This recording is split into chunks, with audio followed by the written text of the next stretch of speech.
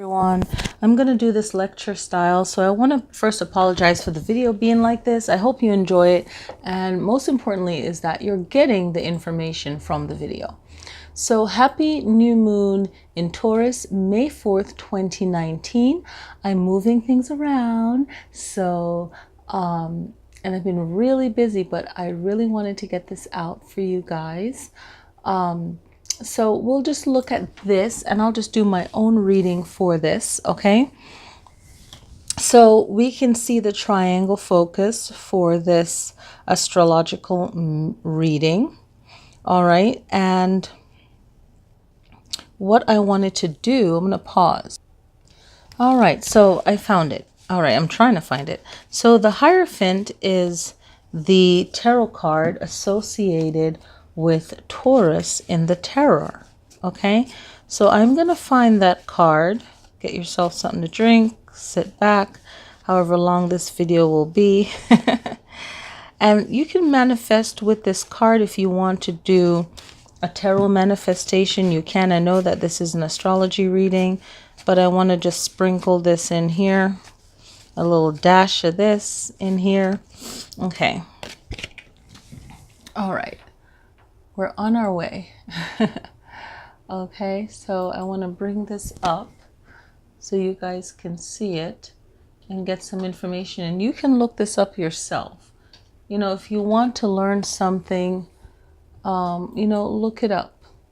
So I want to give you a little bit of direction on how you can use it. So Taurus is an earth sign, and it is, I'm not even going to write like, you know, Taurus on here or anything like that, but Taurus is an earth sign, and it's ruled by Venus, okay? And it's if you're a Taurus, you can work with the Lover's card and the Two of Cups, and then put the Hierophant in the center if you want to have like a passionate love relationship. I really should be doing my tarot videos on that, and I will definitely do that. But you can manifest with this card on the new moon in Taurus, and you would only use it for special reasons. For okay, it has to do with marriage, relationship, anything to do with teaching, someone that's a counselor or consoling type of feel energy, okay? Anything to do with helping learning, okay? So you will use the Hierophant card and find a deck that has a picture that you like, okay? So this one is a Robin Wood tarot, but I've seen other card decks, and the Hierophant is different, so you can find the one that works for you, okay? Okay, so back to our astrology. That was just a little sprinkle for you guys. So the focus, and I said it in the other tarot videos, we have, I'll use this, we have Jupiter in Sagittarius in the 3rd house, okay? Then we have Pisces, we have Neptune in Pisces is home in the 6th house.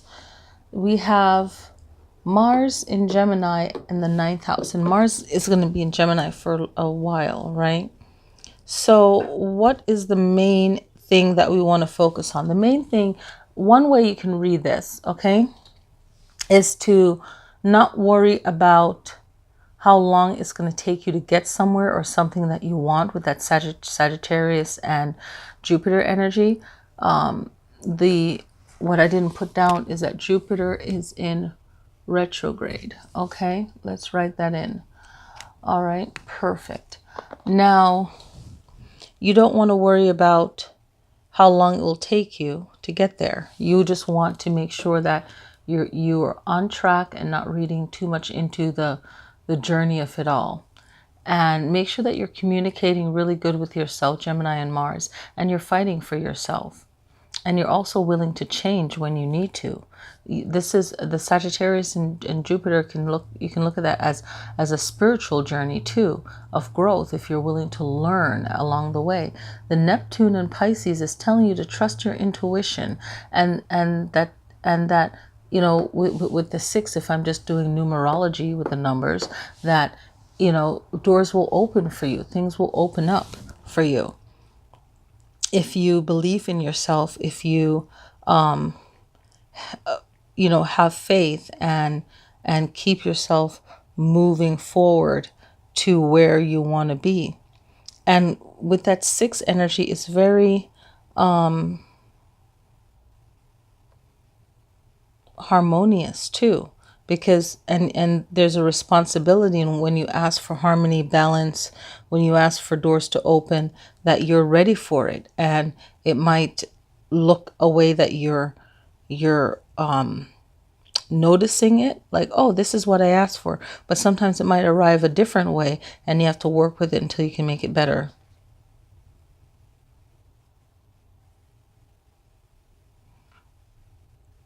All right. So let's see. All right, now let's look at another take on this. So with Jupiter, let's start with Sagittarius and Jupiter. Okay, Jupiter is all about luck, expanding and moving forward, abundance and understanding. Neptune is looking, and I just want to look at it in more detail for everyone. Neptune is about your dreams, your intuition. That's why I mentioned trusting yourself and being open to changing when you need to change something. Okay, and really use your imagination and be creative towards your goal that you want. All right. And then Gemini, see, you have Jupiter in Sagittarius, but Gemini's ruling planet is Mercury, but Gemini has Mars. So it's a lot of attention put on Gemini, and you will need to be more aggressive. You'll find that in your actions. You'll take action more. You'll focus on your desire. You're more okay with being competitive, more courageous, more passionate in general, and even more passionate in relationships, with sexual energy, or just getting what you want, as far as the direction you want your relationship to be. Okay. Now we want to make sure that we are not losing sight of our goals in this new moon. And your goal can be simply by not doing anything too drastic. Okay, for some of us, we have to take action for what we want. For others, we can just sit back. Okay, and you'll have to decide how you're going to go about things. But as a whole, it's really not forcing things to happen necessarily. That's unrealistic. But if it's realistic, then definitely, you know, speak up and say, hey, something needs to be done here. Now let's start with the 3rd house and the meaning of the 3rd house. The 3rd house is all about communication, and that's Gemini's natural house that you have Sagittarius and Jupiter in. So a lot of communicating will help move things along, even though Jupiter is in retrograde. Okay, so that's very good to remember. Now the 6th house is all about health, being organized.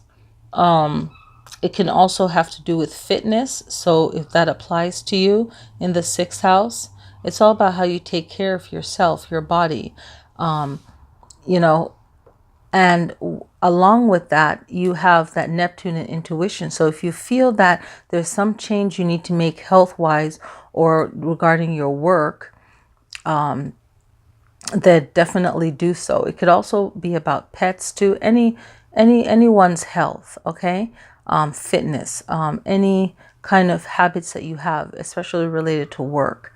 So use your intuition, and your intuition is going to tell you that something is off. Even though the pictures might look great on the surface, you know that something is off. Intuition is not just a lofty spiritual thing. People use their intuition all the time in serious work.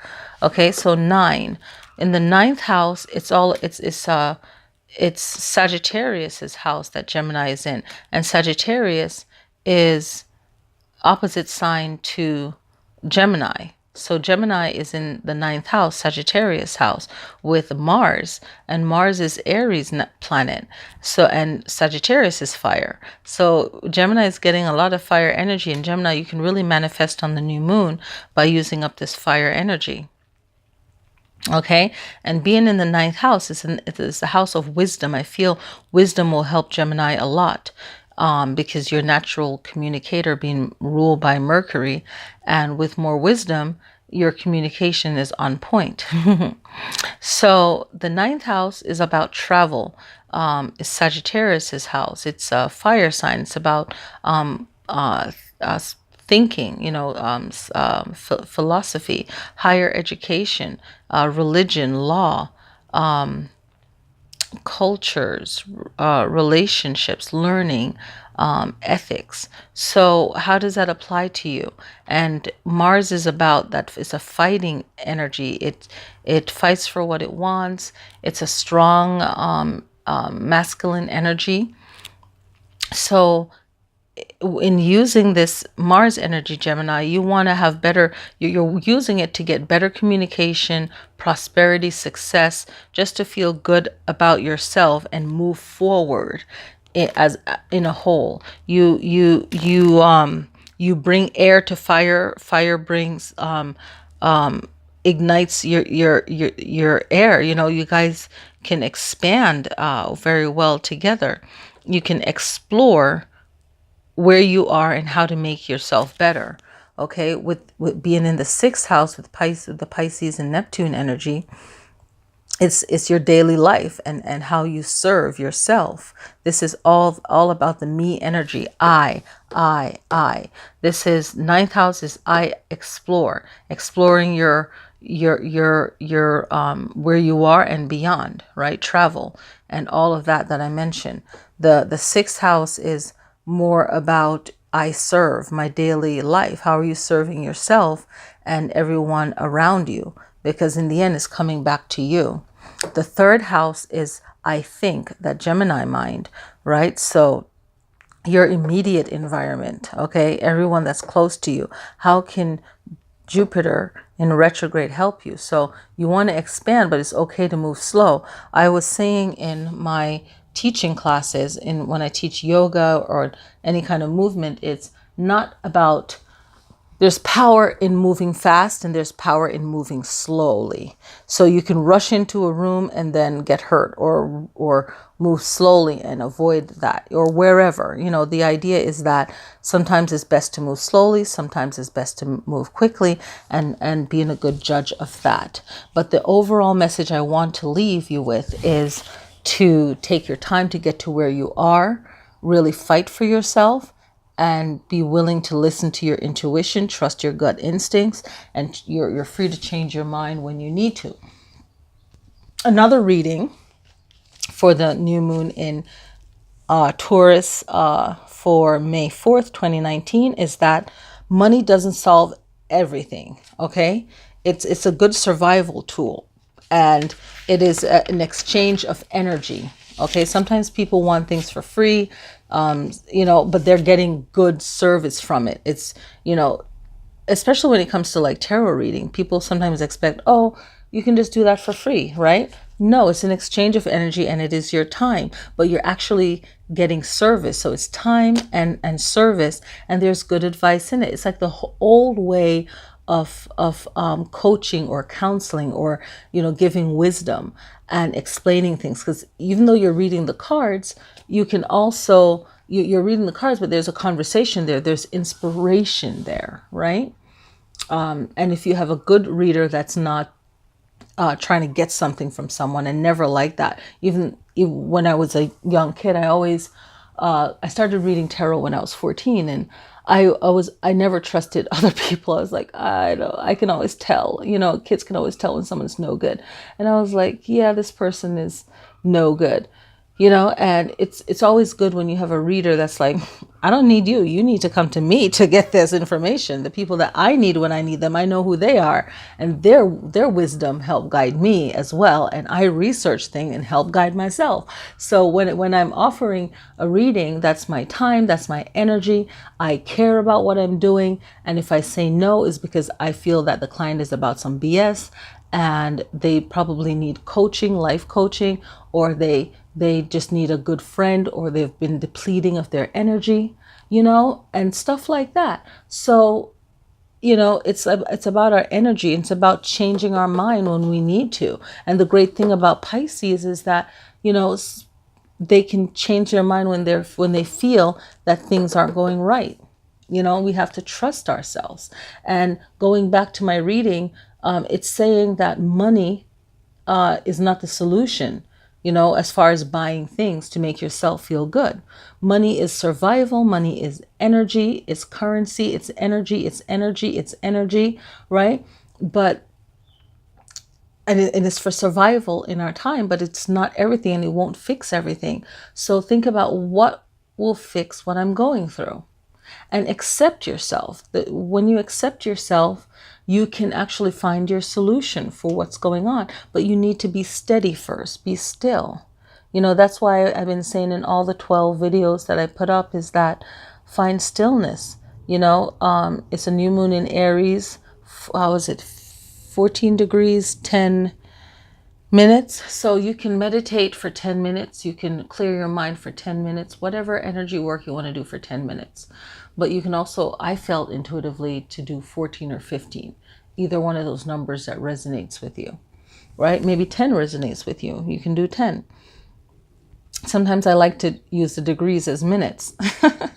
And especially if it's 30 or 31, then I can do like a Kriya for 31 minutes or for 30 minutes or a mantra for 30 minutes or 31 minutes. And that's building up a lot of chi.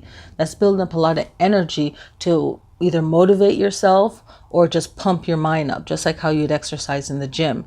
The mantra is just working on your mind in a different way. So, you do it the way you want to do it. I could lift weights with a mantra, whatever. It's just a positive way of a fitness in your mind body connection. So finding stillness, being steady, understanding that changes happen and to accept the changes when they happen, especially when you have no control over it. Knowing that money is not the solution to everything and it's not going to make you feel better. And learning to accept ourselves, accept yourself, and find peace that way. And that's the reading for all signs for this new moon in Taurus. And remember that Gemini used to be Taurus in the old days of astrology, right? There's something I want to find on here. What did I want to find? Yeah, Gemini was the old Taurus. So a lot of Geminis can look at Taurus's video and find clarification or clarity and inspiration. Yay! I'm trying to think of something else that I wanted to say. Let me look at the chart. Yes, so when you're looking for the peak of the moon, that's the strongest energy of the moon in your time zone. So Pacific time, it is at 3:45 p.m. And you just have to go online and search and see what's your closest city. If you type in your small town and it doesn't really pop up on an astrology birth chart, if you do a astrology birth chart and then you have to search around and you put in today's date, then May 4th, 2019, then you'll see when is the high peak for your area. Okay. So for all signs, it's just about you feeling confident in yourself. And another thing I like to do is look at the number. Where's my thing? Look at the number, because I did the astrology, the numerology for 9, 3, and 6. And you can look it up for yourself as well. Okay. So I like to use the meaning for 6 and 3 is the same as like opening a new path. you know, a new path of creativity, of blessings, you know. But I don't necessarily have to take 3 as Trinity, you know, but it's just like things happen in threes, or, you know, like 3, you can clap your hands 3 times to clear a room. 3 is a lucky number. When things happen in 3, it's just sealing that either positive energy or that banishing negativity. So you can look up the number of 3, and just remember there's numerology of 3 and there's life path number of 3. You want to do the numerology of 3. Okay. Okay, I think that's it. Thank you guys so much for watching. And I will see you guys next time. Yeah, that's all I want to say. I don't want to reveal anything else, but I will see you guys next time. And definitely look out for the June videos. Peace.